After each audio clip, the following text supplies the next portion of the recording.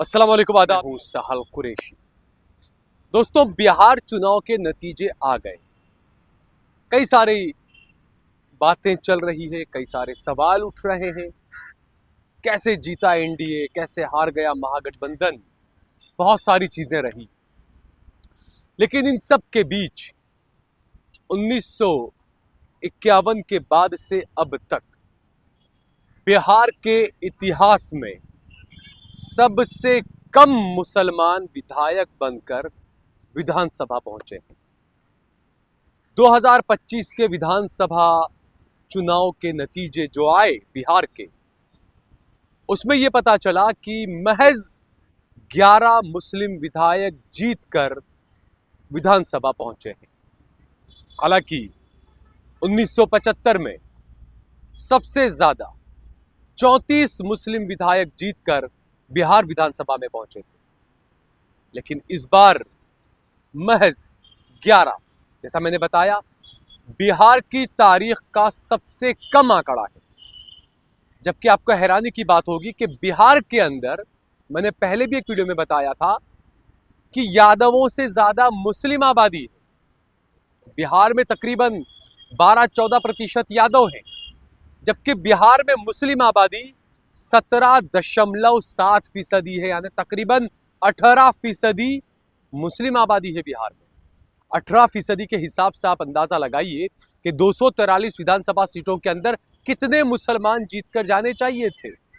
नुमाइंदगी की बात हम सब करते हैं, लेकिन जमीनी हकीकत क्या है?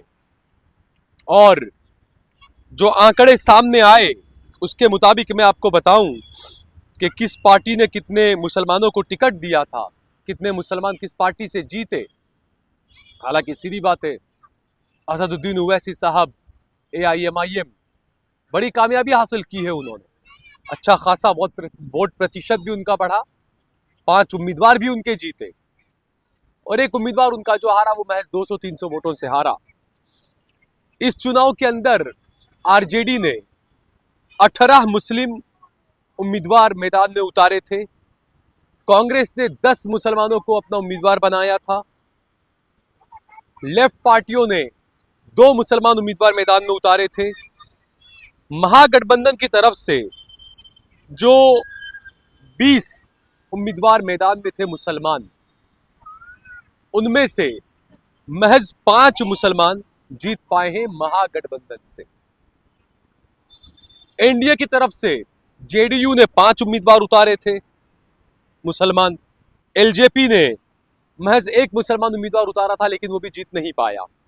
जेडीयू का महज 1 उम्मीदवार जो है वो मुसलमान उम्मीदवार जीतकर विधायक बना है। AIMIM ने 23 सीटों पर चुनाव लड़ा था और 5 मुसलमान जीतकर जो है AIMIM की तरफ से विधायक बने हैं। और जैसा मैंने बताया कि 1985 के बाद से 34 मुसलमान विधायक बने थे, और उसके बाद से लगातार ग्राफ गिरता गया मुस्लिम विधायक का बिहार चुनाव के अंदर, बिहार के विधानसभा के अंदर। तो हम कैसे क़यादत बढ़ा रहे हैं? माहौल इस तरह का बना दिया गया कि मुसलमानों से दूर रहिए। माहौल इस तरह का बना दिया गया कि मुसलमान अब अनटचेबल हो चुका है इस देश के अंदर। नरेंद्र मोदी को टाइम मैगजीन ने एक वक्त डिवाइडर कहा था कि वो सबसे बड़ा डिवाइड करने वाला चेहरा अगर कोई है इस देश के अंदर तो वो नरेंद्र मोदी है, जो सही साबित भी हो रहा है। नरेंद्र मोदी के काल में मुसलमानों की आबादी के मुताबिक जो नुमाइंदगी मिलनी चाहिए थी मुसलमानों को, वो नहीं मिली। कितने मुसलमानों को बीजेपी टिकट देती है ये सब जानते हैं। किस तरीके से बीजेपी पल्ला झाड़ती है मुसलमानों से ये सब जानते हैं।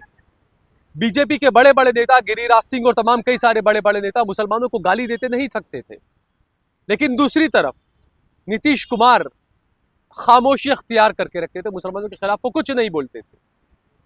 यानी कि यह है कि 2 भाई है, एक भाई अपने पड़ोसी को फुसलाता है, सहलाता है, और दूसरा भाई थप्पड़ मारता है। वही काम बीजेपी और नीतीश कुमार ने किया है बिहार के अंदर।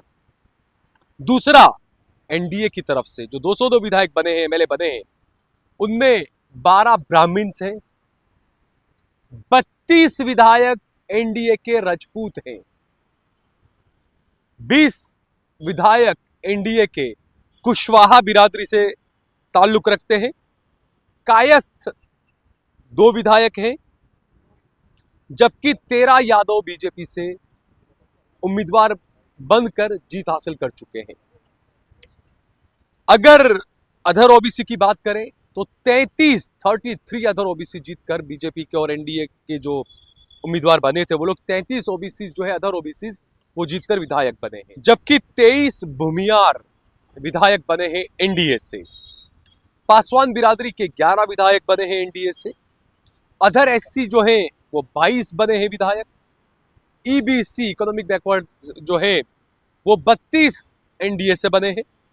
एसटी मात्र 1 विधायक बना है और वाहिद एक मुसलमान नीतीश कुमार की जेडीयू से मुस्लिम विधायक बना है। पूरे एनडीए में जो 202 विधायक बने हैं उनमें वाहिद एक मुसलमान और 243 विधायकों में महज 11 मुसलमान है, जबकि मुसलमानों की आबादी बिहार के अंदर तकरीबन 18% है। 17.7% मुस्लिम आबादी है बिहार के अंदर। अब जो नरेंद्र मोदी साहब जो बात करते हैं सबका साथ, सबका विकास, सबका विश्वास, मोदी जी क्या आपकी इतनी ताकत है आप में? आपका बहुत बड़ा कमाल है ना आपका। आप भारत की बात करते हैं ना, आप कहते हैं भारत को आगे बढ़ा रहे, तो क्या इस देश के मुसलमान को आप भारत का हिस्सा मानते हैं? जो आपने जो नारा दिया सबका साथ, सबका विकास, सबका विश्वास, क्या वो नारा, उस नारे के अंदर क्या आप मुसलमानों को शामिल करते हैं? सबके साथ में क्या मुसलमान हैं? अगर हैं, अगर आप वाकई में भारत की बात करते हैं, अगर आप सिर्फ हिंदू धर्म किया, धर्म तो मैं मानता नहीं हूं हिंदू क्योंकि सुप्रीम कोर्ट नहीं मानता, अगर आप वाकई में हिंदुत्व की बात करते हैं तो आपको ये सबका साथ, सबका विकास, सबका विश्वास नारा देना छोड़ देना चाहिए। और अगर आपके नारे में हकीकत है, सच्चाई है और आप वाकई में चमत्कारिक नेता हैं आप, तो दीजिए मुसलमानों को टिकट और अपने नाम पर जिताइए उनको आप, तो आप मानेंगे आप चमत्कारिक नेता है। लेकिन आप नहीं है, आप सिर्फ हिंदुत्व की बात करते हैं, आप सिर्फ डिवाइड एंड रूल की राजनीति करते हैं। और जो गिरिराज सिंह आपके मंत्री जो मुसलमानों के खिलाफ अनाप शनाप बकवास कर रहे थे उनके खिलाफ आपने कोई कार्रवाई नहीं की। आपके मुख्यमंत्री हिमंता बिस्वा शर्मा अनाप शनाप बकवास करते हैं मुसलमानों के खिलाफ, उनके खिलाफ आपने आज तक एक अल्फाज नहीं बोला। वो 1.5 फुट का आपका महाराष्ट्र का मंत्री राणे, नीतेश राणे, उसके खिलाफ आप कुछ नहीं बोलते हैं। वो आए दिन मुसलमानों को मस्जिदों में घुसकर मारने की बातें करता है, उसके खिलाफ आप कुछ नहीं बोलते हैं। तो ये आपका दोहरा चरित्र ये बताता है कि वाकई में आप सबसे बड़े डिवाइडर हैं इस देश के, सबसे ज्यादा डिवाइड करने वाले आप हैं। इस देश के लोगों को, इस देश की जनता को हिंदू मुसलमान के अंदर आपने बांट कर रख दिया। आप वो नेता हैं और बिहार चुनाव के नतीजे ये साफ करते हैं, क्योंकि आपके नेताओं ने जिस तरीके से बयान दिए, जिस तरीके से आपके 202 विधायकों में से सिर्फ 1 मुसलमान आप विधायक बना पाए, ये साफ है। और सिर्फ ऐसा नहीं, बिहार, गुजरात में भी देखिए आप, लगातार गुजरात में कहां 15-17 लोग हुआ करते थे, जीतकर आया करते थे मुस्लिम विधायक, आज की तारीख में महज 1 मुस्लिम विधायक है गुजरात के अंदर। उत्तर प्रदेश, जहां जहां बीजेपी की सरकार है वहां पर आप आंकड़े उठाकर देखें, बीजेपी ने मुसलमान क़यादत को बिल्कुल गर्क में डाल दिया। और जो लोग कहते हैं कि इसके लिए ओवैसी जिम्मेदार है, तो मैं माफी चाहता हूं, आपकी सोच गलत है। आपको अगर इतना खतरा था ओवैसी से, तो आपने गठबंधन में शामिल क्यों नहीं कर लिया? मैं बार बार ये बात कहता हूं कि अरविंद केजरीवाल को आपने हमेशा छोटा रिचार्ज कहा, आरएसएस की बी टीम कहा, लेकिन उसके बावजूद आपने अरविंद केजरीवाल के साथ में गठबंधन किया। आप ओवैसी को बी टीम बोलते हैं, तो ओवैसी के साथ में गठबंधन क्यों नहीं किया आपने? गठबंधन आपको करना चाहिए था ना। आप जैसे जो हवा चला रहे कि 20 सीटों पर ओवैसी की वजह से हार गए, गठबंधन कर लेते, नहीं हारते आप। ओवैसी ने तो अपना काम किया, उनको अपनी पार्टी चलानी है, और जो कुछ मेरे उलेमा है सर आंखों पर उनकी हर बात। लेकिन राजनीति किस तरीके से और क्या चीजें हो रही है, ये अजीब सा मामला है कि आप असम के अंदर बदरुद्दीन अजमल साहब चुनाव लड़ते हैं तो कुछ उलेमा उनका समर्थन करते हैं कि हाँ ठीक है, जबकि ओवैसी अगर बिहार में चुनाव लड़ते हैं तो उलेमा कहते हैं नहीं लड़ना चाहिए। भाई क्यों? जब बदरुद्दीन अजमल लड़ सकते हैं मुसलमान पार्टी बनाकर, तो असदुद्दीन ओवैसी क्यों नहीं लड़ सकते?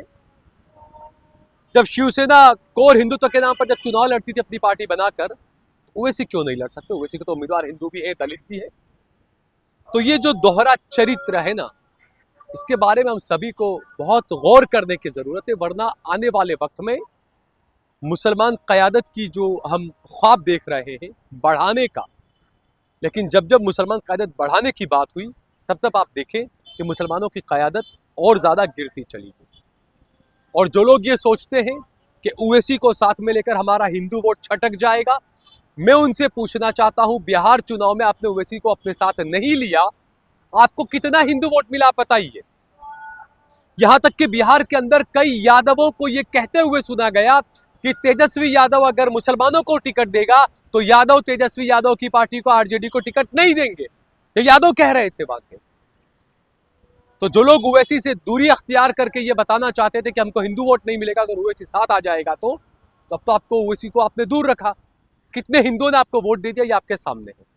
अगर आप इस सोच से चलते हैं कि मुसलमान के साथ रहेंगे तो हिंदू दूर हो जाएगा या हिंदू के साथ रहेंगे तो मुसलमान दूर हो जाएगा, बीजेपी के लिए भी कह रहा हूं मैं, तो इसका मतलब ये साफ है कि आप इस देश के संविधान में यकीन नहीं रखते हैं।